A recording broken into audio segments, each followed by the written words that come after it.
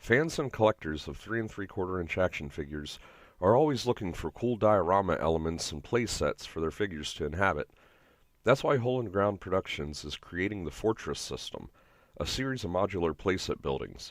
Using standard-sized components of walls, roofs, beams, and other parts, you can make a wide variety of building exteriors in many different configurations.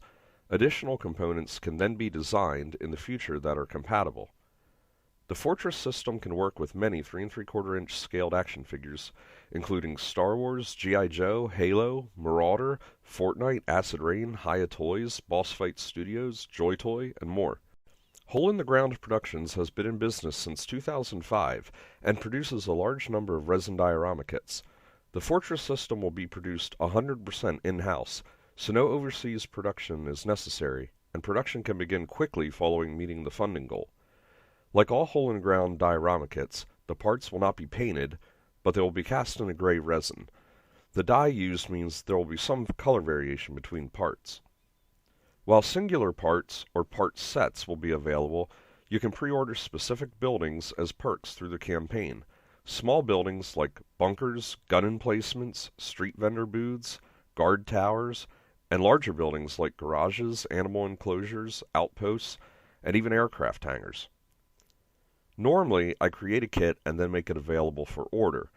So, why crowdfund this project?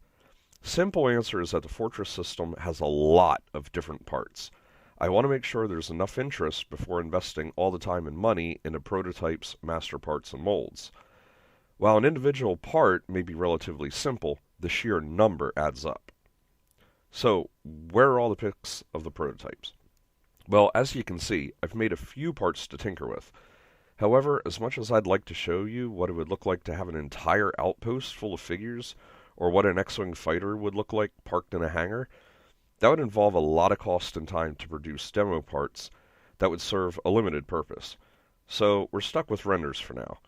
And keep in mind, some components may have more detail than what is actually shown, because many of these parts, like the doors and the walls, are not being produced via 3D printing, so the final pieces are designed in AutoCAD and cut via CNC. If you really want to see a sample of the quality of the work we do, then check out holeinthegroundpro.com.